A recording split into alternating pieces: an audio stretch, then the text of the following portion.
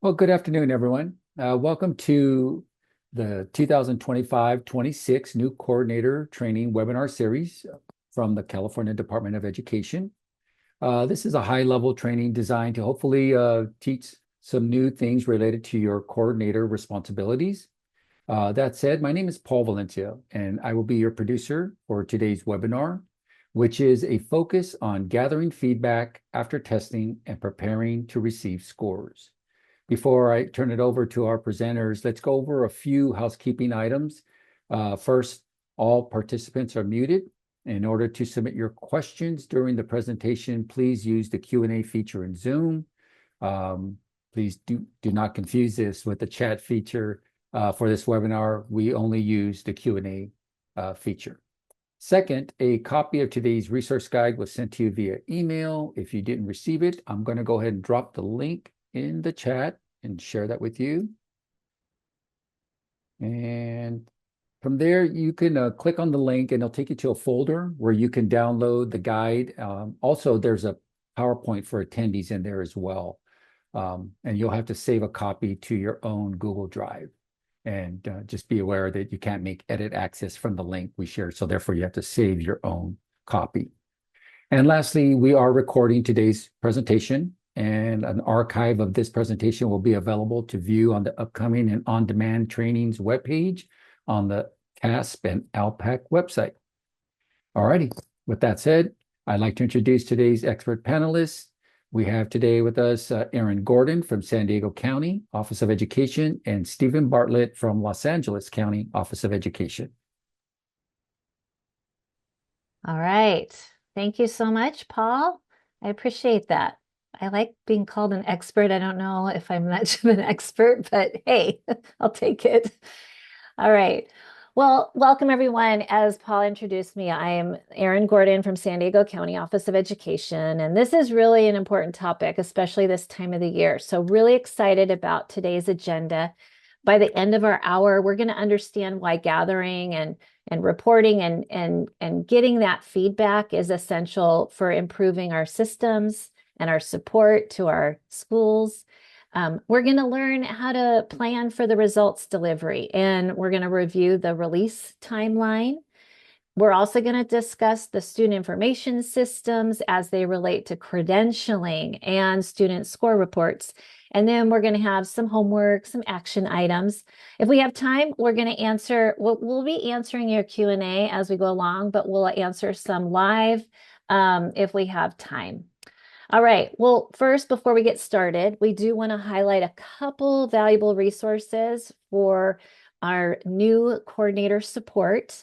And one is our asynchronous pre-work. And pre-work is just optional. It's meant for those who need, additional support, or if you need a review. Pre-work, there's 2 videos that are included with the playlist.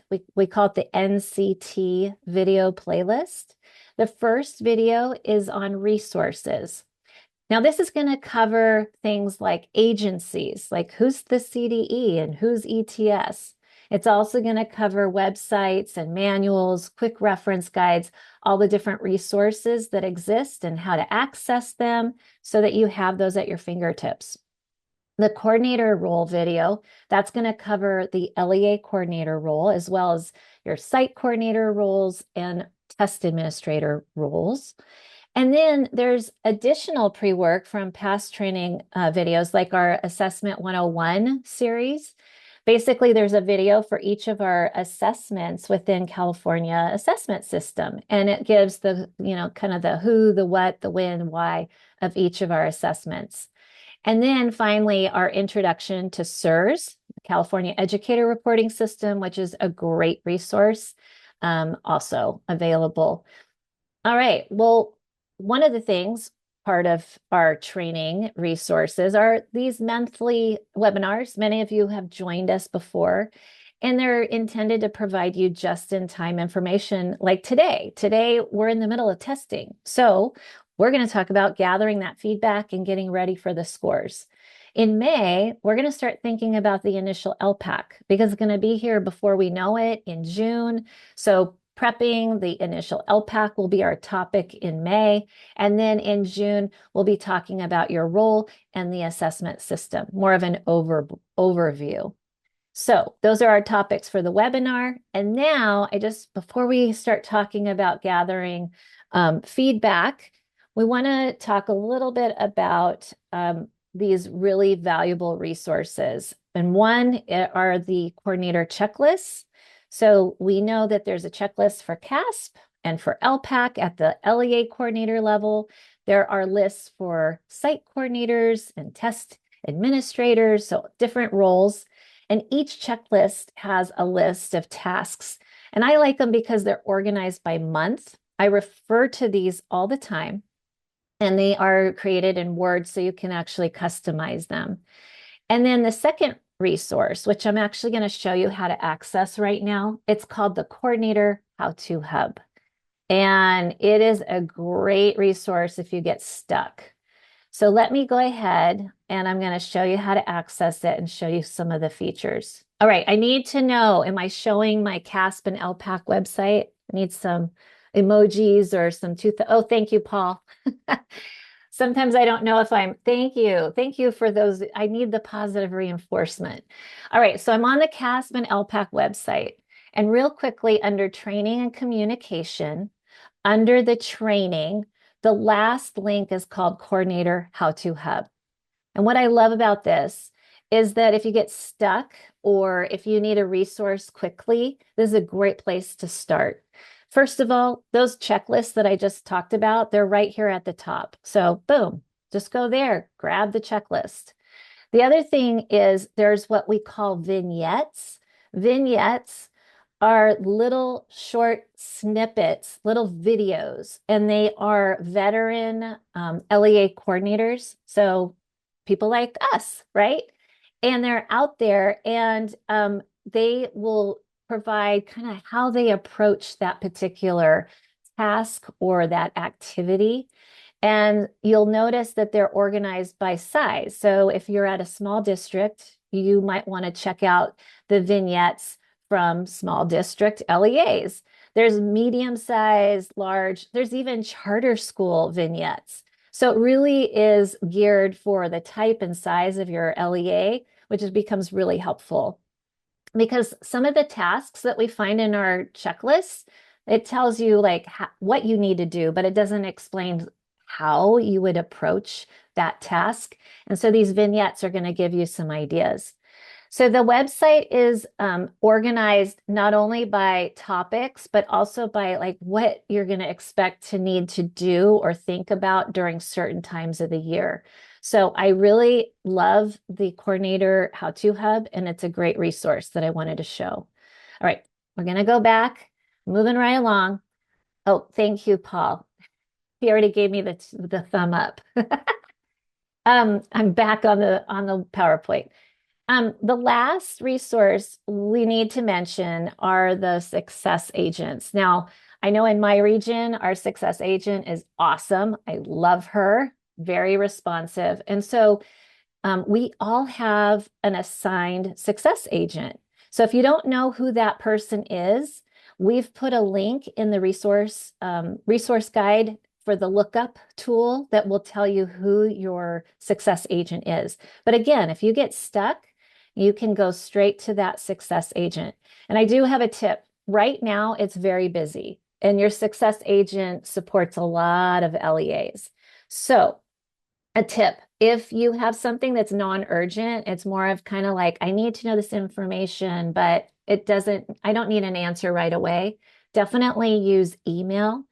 And then if you have something urgent, call and then follow up with an email, and maybe in the subject line, put like urgent or something in the subject line. So just know and just understand that they're supporting a lot of districts. And right now is a busy, busy time.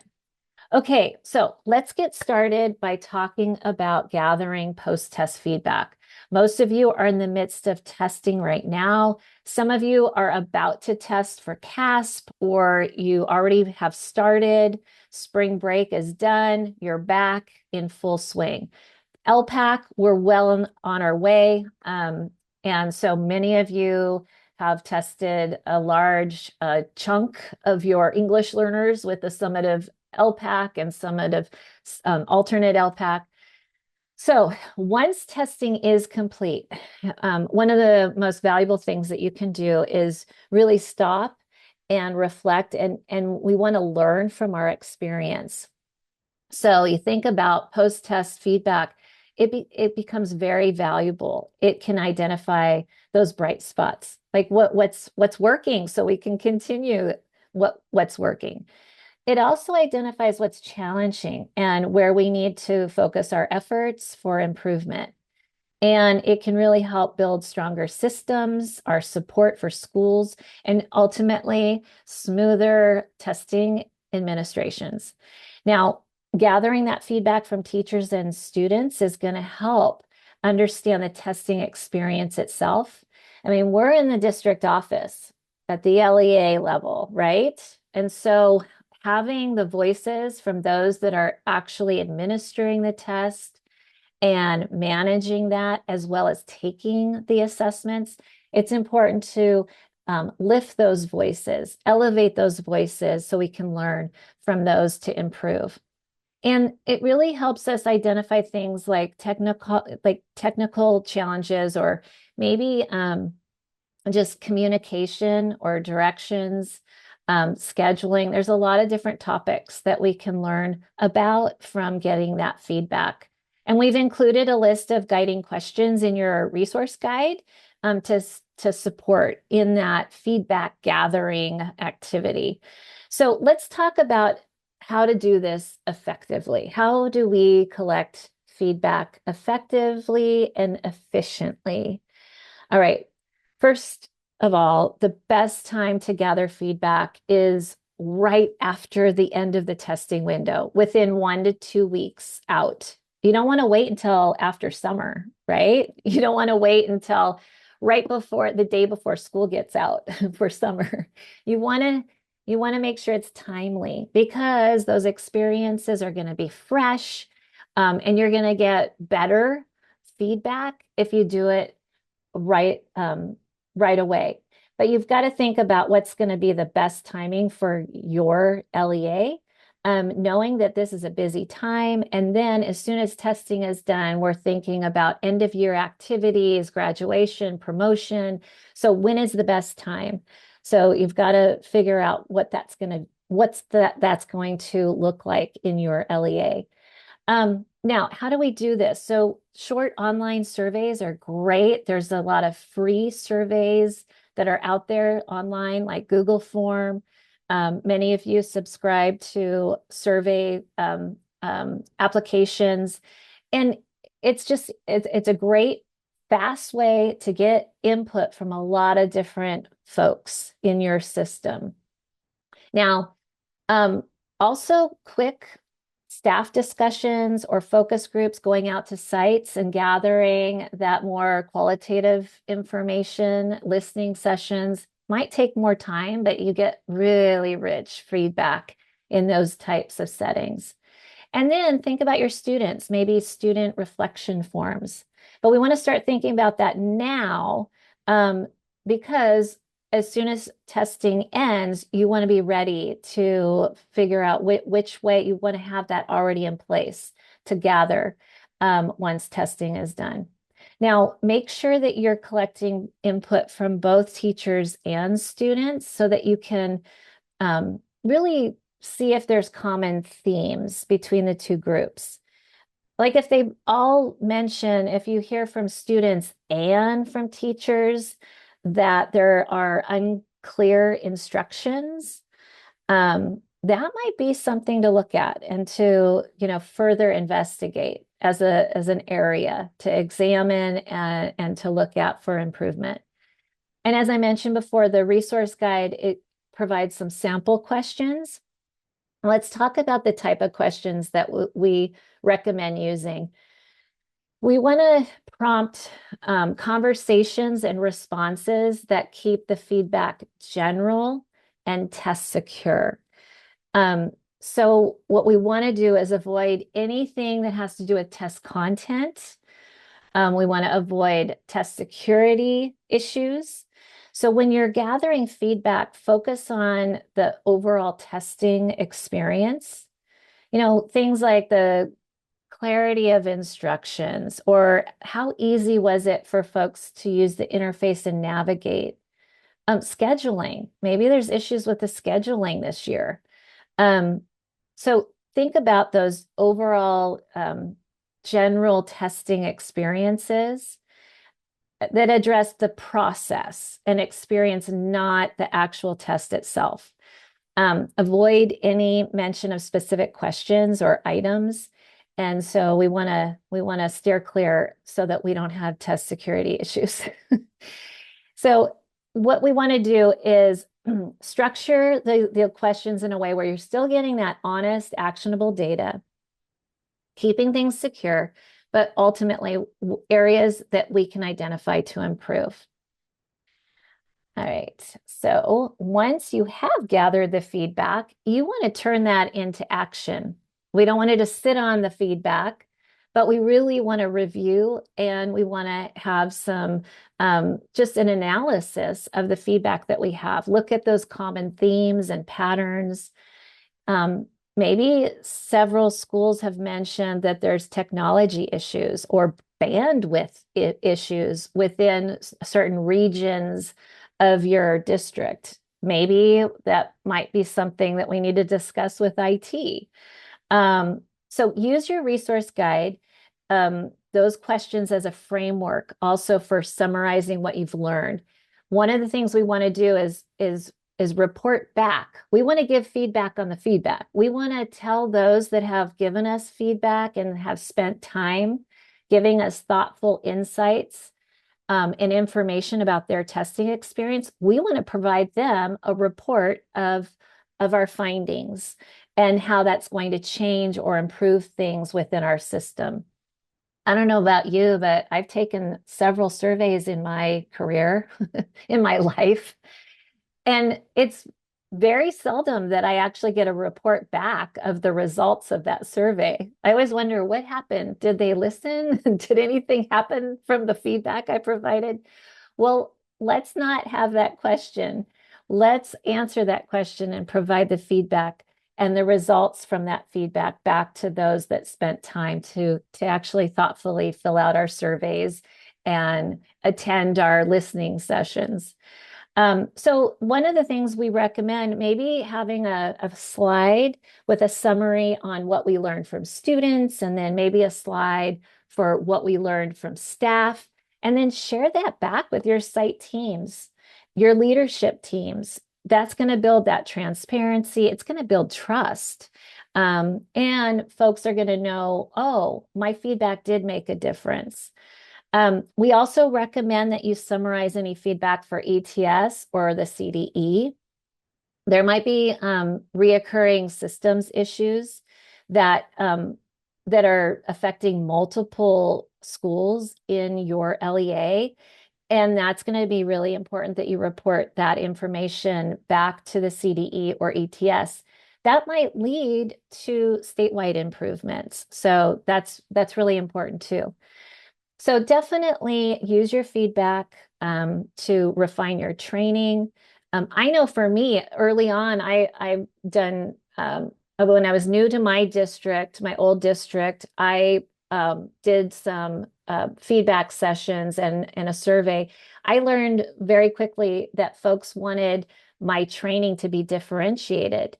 And so I used that feedback to change my training plan the following year. I actually had designed new training for my newer site coordinators, and then I had a different training for my veterans. And I think once we had that new training in place, my veteran coordinators were much more engaged and they felt it much more useful and it was geared for their needs. And the same with my newer site coordinators. So just that feedback and one little tweak, it really made a difference in the training and support that I was providing.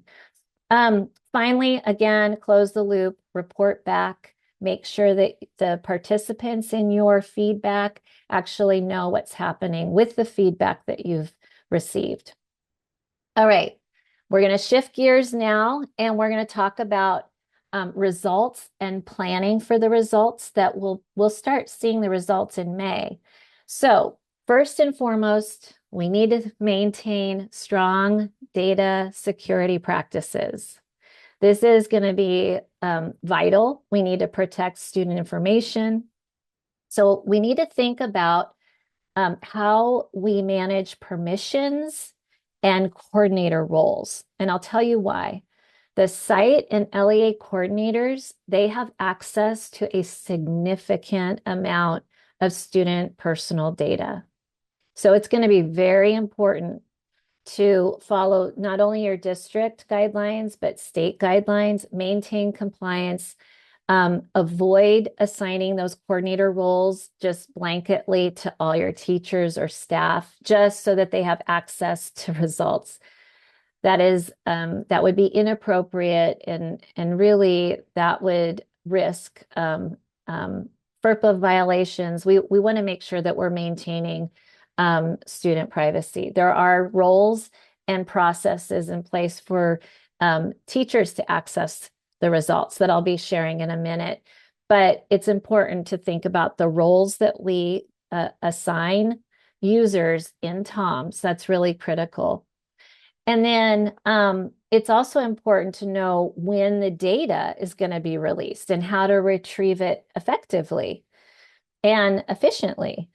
It's important to know that, staff need to feel comfortable and confident in navigating and interpreting data systems like SIRS.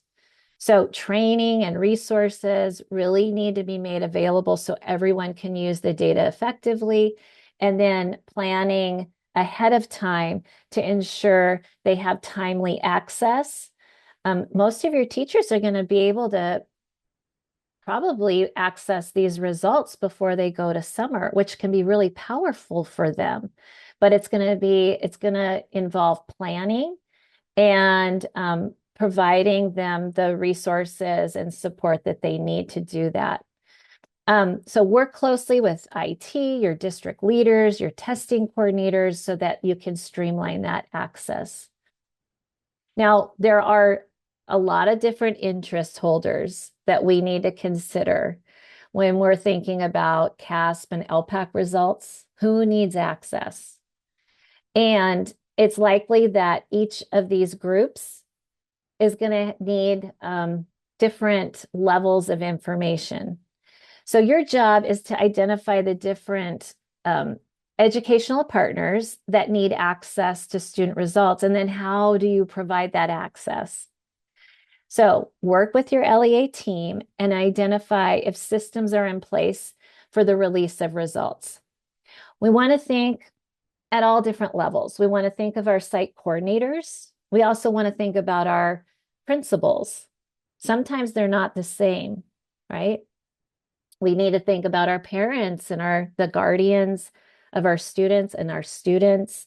We want to think about teachers, which is a different process, and district staff. We've got folks at our central offices that need access to student results, like our folks that are in the multilingual education departments or special education department or curriculum and instruction, our TOSAs, our assistant superintendents.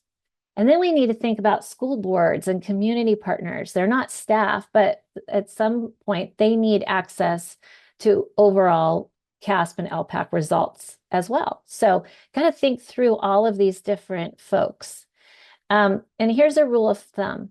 We want to use aggregate data for broader audiences. We want to then provide student level data to authorized staff only.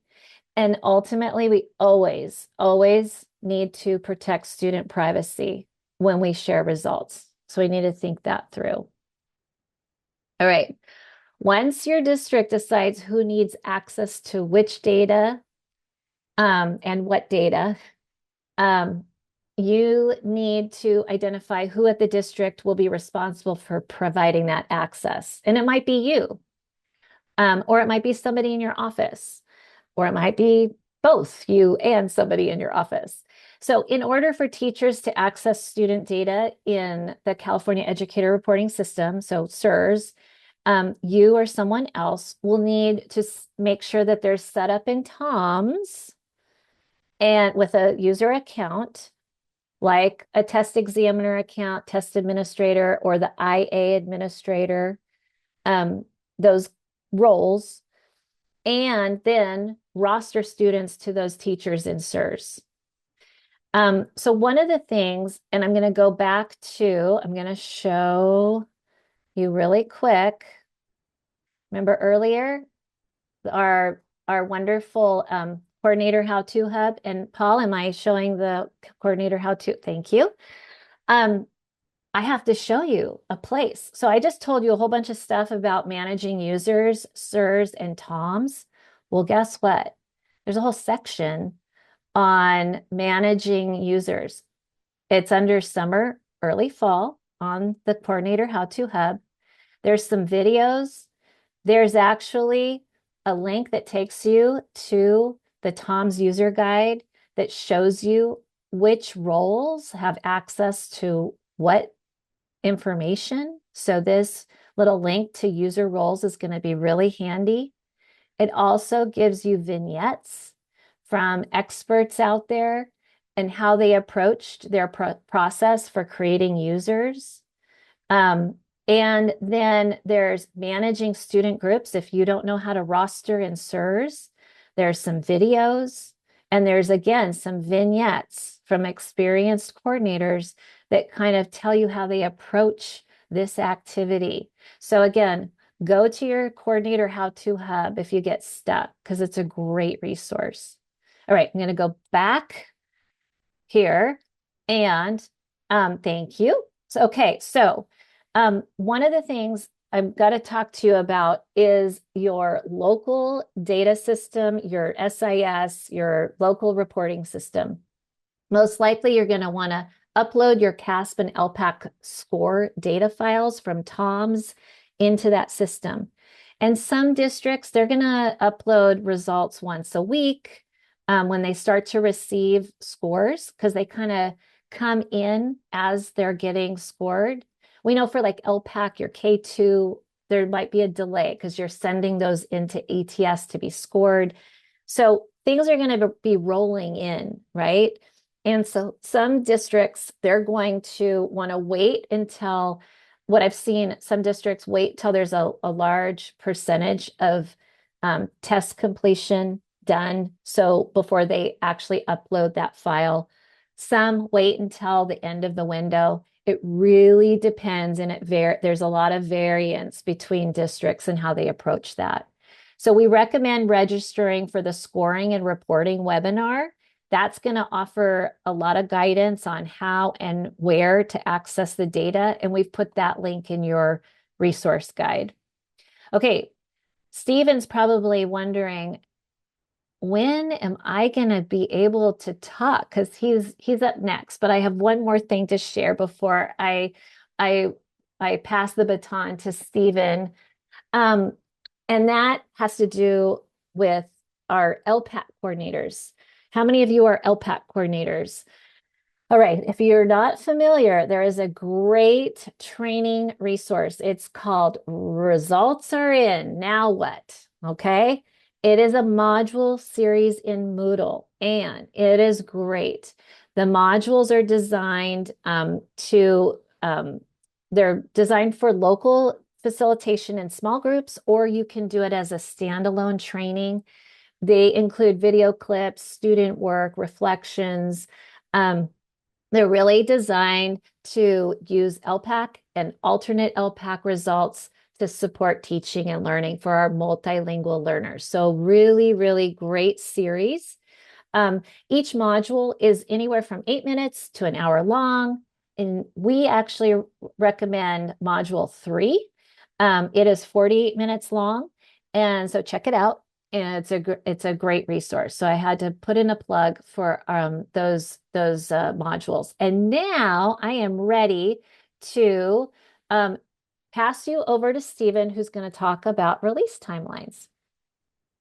Thank you, Aaron. That's great. I actually was wondering on that slide when I could go back to bubbling in a Scantron. The visual on that slide a few slides ago was turning back the hands of time for me. Transitioning now to data release timelines. You're going to need to plan around the releases to ensure timely access to your data for analysis and reporting. So we're going to discuss first CAS timeline, then LPAC timelines. So understanding when assessment results will be available is essential for planning and supporting those students effectively. And after the release of the first data and SSRs, student score data files and TOMs are going to be updating daily with the release of additional student results. Students who tested earliest in your window have their scores released earliest.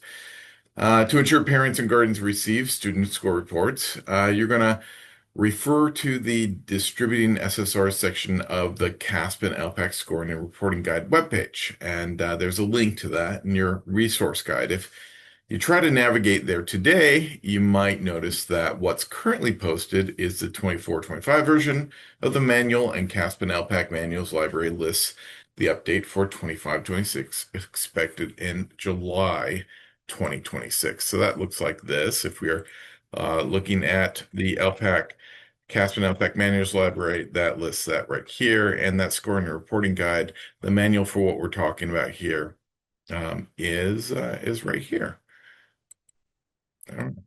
Moving right along. Let's talk through the required timelines that LDAs must follow for the distribution of CAASPP student score reports, those SSRs. You must notify and make SSRs available to parents or guardians within 20 working days of receiving all results in TOMS if all results are received prior to the end of the school year. Once an LEA begins receiving results in TOMS, coordinators must also consider how to best communicate to families the availability of and access to SSRs. So if an LEA receives SSRs after the end of the school year, they must make SSRs available to parents and guardians within the first 20 working days of the 2026-27 school year. Please note, distribution of SSRs is different for each LEA based on your local context. So regulations do allow for all SSRs to be received from the contractor before distributing them to parents. If the LEA is planning, if you are planning to print and distribute SSRs, you can either distribute as they're received or wait to distribute until you've received all of them. And the CD makes available a parent guardian score reporting letter template that you can adapt. You can adapt that letter to fit your local context if you wish. And those links are also in your resource guide. And in terms of my experience when it comes to messaging, I always wanted to be sure that things are being sent out using multiple sources, multiple modes, multiple individuals sending those out. So in terms of multiple sources, notices delivered from the district, from a principal, from a teacher, multiple modes being paper or electronic or not so frequently anymore telephone calls, but text, multiple iterations, a parent handbook backstop, a heads up notice in May, a results or live email with links as they come in, and follow up letter later in the summer for those who hadn't accessed, and checking to see who's accessed using a click-through tracking. All right, so now let's discuss ELPAC. Just like CAASPP, having access to results on time supports effective planning and informed decision-making for educators and for families. So for initial ELPAC, initial alternate ELPAC results are typically available throughout the year, usually within 2 days of completing all domains. Most of yours are going to be completed at the beginning of the year, or maybe you do it in the summer. But then those initial LPACs are done as students enter the districts all throughout the year. As for summative LPAC results, they're released on a rolling basis starting early to mid-May, with most SSRs available by late May or early June. And so official SSRs for the summative are provided to districts and TOMs, and they must be made available to parents. The most common method, of course, is through local parent portals. And again, timely access is going to be something that ensures that educators and families can make those informed decisions that support students' language development and learning progress. As we stated earlier, ensuring parents and guardians receive student score reports can be supported by checking out that distributing SSR section in the CAASPP and ELPAC scoring and reporting guide, and there is that link in your resource guide. For summative ELPAC and summative alternate ELPAC SSRs, there's a few slightly different timelines for ensuring that you notify and make those SSRs available to parents. You have to do that within 30 calendar days of receiving results in TOMS. If results are received prior to the end of the school year, if you receive an SSR after the end of the school year, that's for a summative ELPAC, you must make those SSRs available to parents within the first 15 working days of the 26-27 school year. And again, regulations do allow for all summative SSRs to be received from the contractor before distributing them to parents and guardians. If you're planning to print and distribute SSRs, you can either distribute as they're received or wait to distribute until you receive all of them. If you're distributing electronically, you can notify parents that SSRs are becoming available and where to look for them, or you can wait till all are received before releasing them in the parent and student portal. Back when we provided physical printouts, we did a single coordinated mailing after all results had come in. But now, with the SSRs available through parent portals, we choose to release scores electronically as they arrive to get ahead of that 30-day window. And so that we didn't have to worry about the release in the next school year. They've all been released by summer. So ensuring that we're communicating that release to parents along the way. Okay, the yearly assessment results release timeline is posted on the CAASPP-LPAC.org website, currently outlining the estimated release dates for 25-26 CAASPP and LPAC assessment results in TOMS, SERVs, and the parent and student portals. A version of this table is in your resource guide, and it includes a link to further information. That table looks like this guy. It's on this page. And if you scroll down to this part, 25-26 assessment results release timeline, it looks just like this. Please note that data release times are tentative and may be subject to change based on processing timelines, system updates, or other unforeseen factors. A few years ago, those dates all changed up. SSR for the general and alternate summative ELPAC, the SBAC, ELA, and Math, and CAST are expected to begin rolling in late May 2026. Final release of SSRs for all grades, including the K2 summative ELPAC and alternate ELPAC, is expected by mid-August, according to that table. Initial ELPAC, initial alternate ELPAC results are available throughout the year, of course, usually within 2 days of completion of all 4 domains, as we mentioned. And as we mentioned before, visit that distributing SSR section of the CAASPP and ELPAC scoring and reporting guide. That has that information on distribution to parents and guardians, and anticipate, of course, that there's going to be updated version dropped in June. Oops. All right, with that, we're going to transition into student information systems and credentialing. So as we prepare to receive CAASPP and ELPAC scores, it's important to ensure that student demographic and enrollment data in the SIS is accurate. It's up to date, and that's to prevent reporting discrepancies. So staff should confirm that they have the correct TOMS credentials and permissions to securely access student scores. Additionally, verifying that the SIS, the SIS, is properly set up to receive and display scores, and working with IT to resolve any technical issues ahead of time can help streamline the process.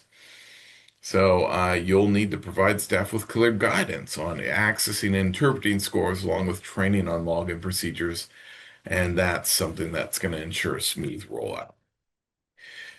In terms of that student information system access to results, so student information systems have to be set up to deliver those student score reports to parent portals, and that's set up as called credentialing. You'll generate credentials in TOMS. You're going to add those to the SIS, to the student information system, in order to enable an automatic transfer of SSRs. Credentials expire yearly. You'll want to check the expiration date countdown displayed in the credentials section of the SIS vendor credentialing screen to see if credentials have already been updated this year. And these same credentials used for electronic student score reports, SSRs, are also used for a test settings API, which allows special education vendors like SACE and SIS vendors like Aries to upload, download, and update student test settings, accommodations, and designated supports directly into TOMS. So LEA, CAASPP, and ELPAC coordinators must work together to ensure that they do not overwrite each other's generated credentials, and the CAASPP and ELPAC coordinators should work together to distribute the username and secret key to both the sysadmin and the special ed data manager. And if the testing coordinator regenerates the TOM credentials but fails to inform the special ed technical lead, the automated flow of state testing data in the IEP forms may fail. From IEP forms may fail. So steps for generating credentials are in your resource guide. This is, in my experience, a perfect example of why your internal partnerships are so critical. At the end of the day, these systems only work if you and the people behind them are talking to each other. So it's all about building those relationships and building them before the credentialing clock starts ticking out. All right, finally, we're going to look at student score reports in detail. SSRs include a cover page that clearly explains the assessments as well as what each of the achievement and performance measures mean. On the subsequent pages, SSRs contain graphics and data displays to help illustrate student achievement and progress clearly and consistently.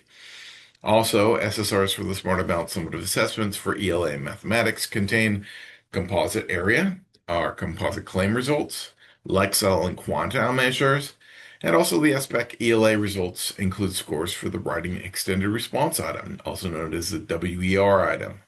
That's part of the performance task, the essay part.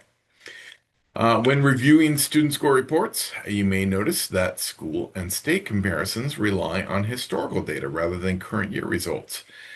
And that's to ensure that families receive results as quickly as possible. So SSRs are released on a rolling basis before statewide testing is even finished, because students across California complete their assessment at different times. A real-time state average doesn't exist yet when the first reports are generated. And so to provide a reliable benchmark, it uses a three-year rolling average of school and state performance. And that offers a consistent point of comparison that isn't skewed by incomplete data sets. All right, as a reminder, last year, beginning with the 24-25 administration, the California Department of Education streamlined the reporting process by combining the Smarter Balanced ELA in Mathematics and the California Science Test, CAST results into a single comprehensive student score report. It's really long, but it puts everything together. In addition to the current PDF format, SSRs are now also available in an HTML format. The HTML format is optimized for those users who view the reports through mobile devices. So if you are interested in the HTML SSR, confirm with your student information system vendor if they support that HTML delivery. All right, finally, I would like to point out some helpful resources available to you regarding SSRs. Each of these is available on the CAASPP and ELPAC website under the Resources tab, and then under SSR and Reporting Resources.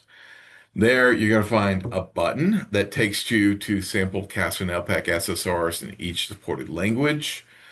Note current year that it's posted when using as a sample. Let me show you where that's located. So if we are here on that SSR and reporting resources, click that sample SSRs, and it's going to bring you up last year's sample SSRs. If you want to look at the upcoming year, there's something that's going to be similar to that or nearly identical to what that will look like in State Board of Education agenda items. And there's also on that page optional SSR cover letter templates. Those are available in 9 languages. You can customize and send those to parents and guardians along with the child's SSR or the student's SSR. And there are also understanding SSR videos for parents and guardians. On a separate website, Smarter Balance provides Starting Smarter. It assists parents and guardians in understanding where students excel, where they can improve, and aims to facilitate conversations with the student's teacher about how to support student learning at home. And there's links in your resource guide. So those all originate from this page again. And here we are on this source page, video score, student score reports takes you to those. And the guides for parents. If you scroll down, you can find understanding SSR videos for parents and the cover letter templates. All the way at the bottom is a link to Starting Smarter, which is on a different website.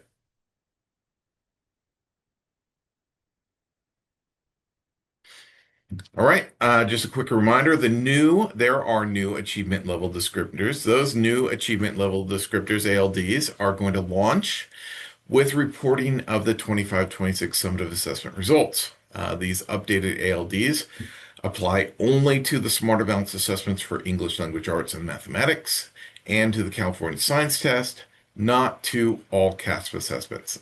That sounds like all CAASPP assessments, but there are alternate assessments in the CSA. For these assessments, CAASPP will use updated ALDs with new labels, advanced, proficient, developing, minimal, to better communicate student performance. And just a note on what didn't change, the assessments themselves remain the same. Standards, test questions, formats, scoring are unchanged. So you can compare results year over year.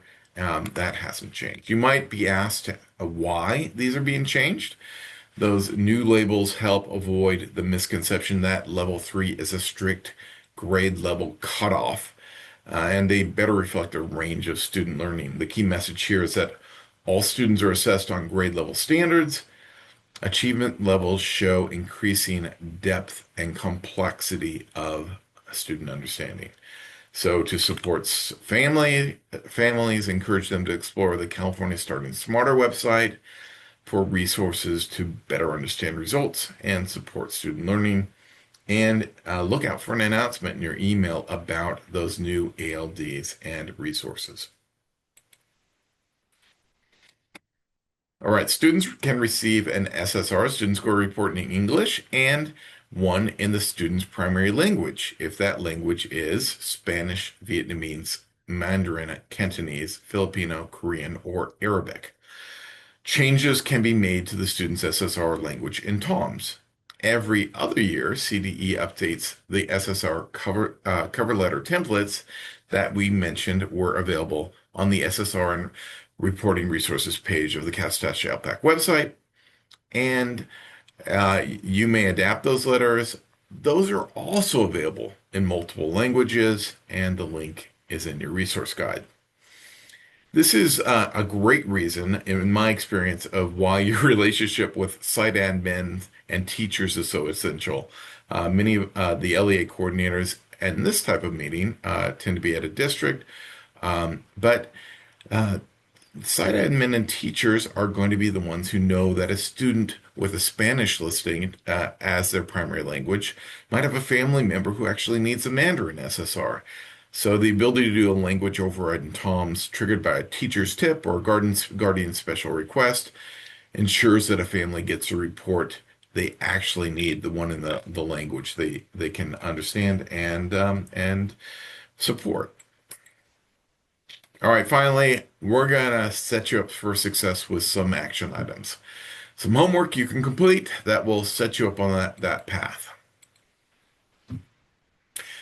All right, first things first, plan to collect feedback on assessment and administration. Aaron had some great advice there. That assessment, administration, and communication, use that data to inform your system changes. Build those feedback forms now. Make sure that data access set for your users conforms to their roles and duties. Don't over-assign user roles. Ensure that those are appropriate and you're protecting PII, student personally identifiable information, as well as all sorts of information that's available in the testing system. Prepare your parent notifications. Confirm that your SIS credentials are set up in TOMS. And finally, register for future reporting trainings. You'll find particular value in the scoring and reporting webinar. And Aaron mentioned the on-demand training and modules. The results are in now. What virtual workshop? Also coming up in June is the data leadership training series. All excellent resources. You can find links to those at the CAASPP website. Now, we'll move on to respond to your questions. We will address pre-submitted questions first, and then continue to submit additional questions via the Q&A box as we work through those. So, Stephen, first of all, you mentioned we saw you demonstrate the SSR samples. They haven't posted the 2025-26 samples yet, but I put in the chat, hopefully you can access it, it was the September State Board meeting, item number 2. There were some samples. There might be variation with those, but that is what the latest that we have. So I put a link to those sample SSRs for this year. Again, with the caveat knowing that that was from September, there might be some minor changes, but those were the ones that were approved from the state board meeting in September. And then there was a quick question, a follow-up. You just mentioned the new ALDs, and someone had a question about, is this for ELPAC? Is it for all? It's only for the Smarter Balanced Assessments, ELA and Math, and for the science, the CAST, the California Science Test, that we're going to see those new ALDs.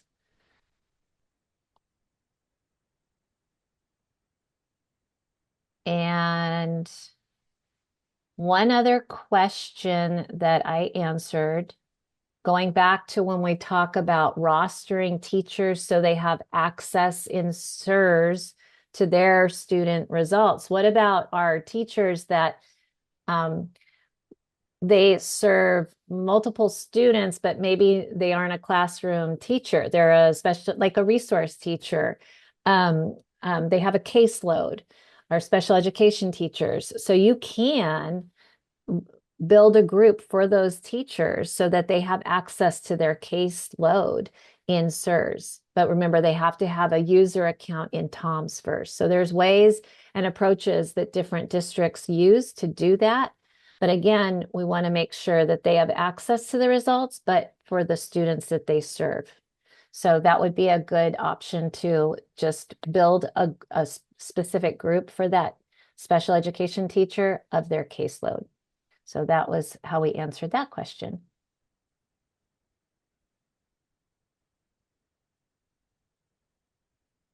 And I'm looking, are there any others that were answered? Let me just show where you find the Success Agent lookup. There's a link that goes directly there, but here I am on the CAASPP website. If I click Help, I can find the manuals library, which I've actually referred to earlier. We'll look at that in a second. but um, there's assistance for LEA coordinators, and right there is where you find your success agent lookup. Find your success agent, and you can put in your district, your LEA, your charter school, and it'll bring up the name of your success agent. It's great to have a relationship with somebody at ETS who knows you and knows has some continuity in dealing with the issues that you're finding. Also, I mentioned manuals library. That's click right there. Uh, we've mentioned several things from the manuals library today, including the scoring and reporting guide.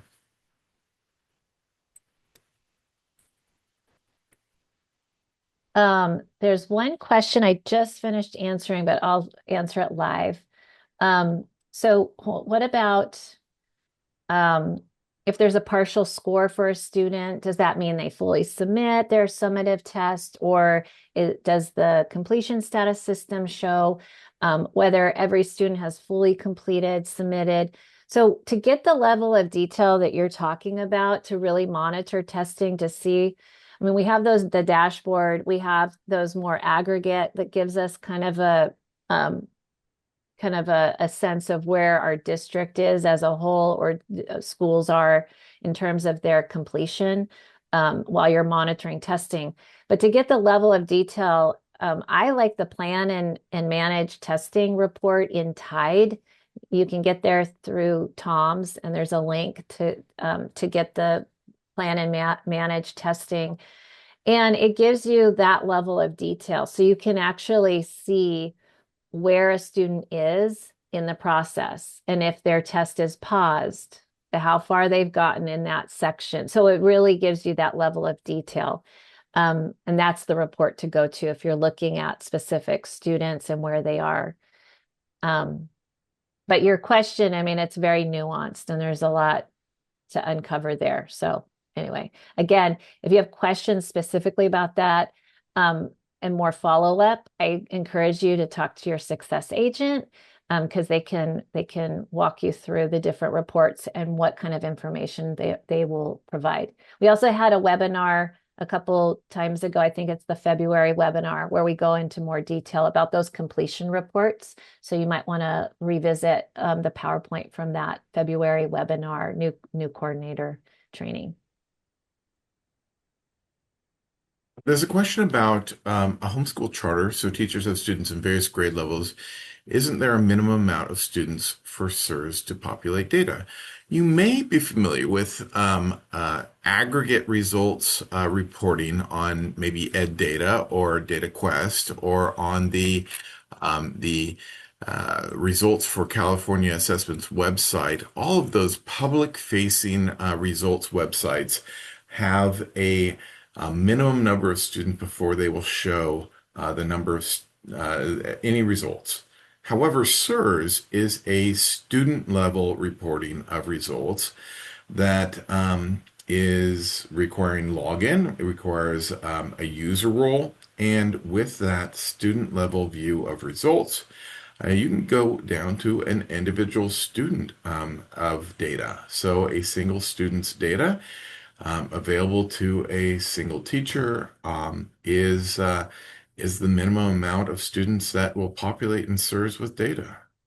The only exception to that are the target reports for teachers. So your group of students, you can't view the target. There's that one report for ELA and math, Smarter Balanced. So that's going to be a report that requires 30 as your minimum to view that target report. But I think Thank you for we're at time. So I'm going to pass it back over to Paul, because I'm looking at the time, it's 3:58. We have no more questions. You guys did a great job. And so Paul's going to close us out and take us home. Wonderful. Yeah, thank you, Erin. Thank you, Stephen. Yeah, so I'd like to promote some upcoming training opportunities. And next month, we're actually starting the 2026-27 new coordinator training webinar series. You'll see some links to register for these upcoming webinars. First, next month, May 21st, we have prepping initial ELPAC. And then June 11th, we have a new webinar called Your Role and the Assessment System. And then on June 18th, we have Managing Users. Also, there's the coffee sessions, which is hosted by CDE and ETS. And these are held virtually. And you have the one on May 12th and June 9th. And these sessions offer plenty of opportunities for LA staff to ask questions, get answers about assessments, trainings, resources, and a lot more. Very good sessions, so you don't want to miss out on those. And you can also find links in your resource guide.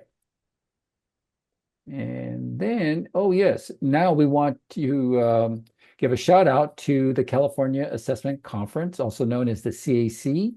And this one's going to take place in Riverside on October 27th through the 29th. It's a wonderful convention, and there is a lot of information. This conference is designed specifically for classroom educators, site administrators, assessment coordinators, and a lot others. So we want to spread the word. And I'm going to go ahead and drop the link in the chat, and you can access the website from there and take a look. And you'll see that there is a lot of information. We hope to see you there as well.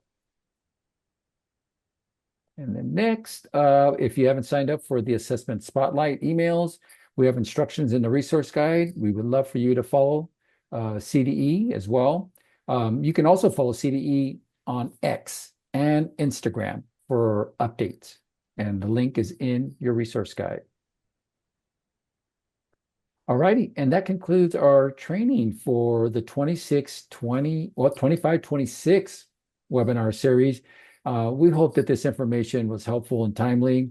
And please note that you have support that is available through all the coordinator networks, your LEA success agents, and CDE staff.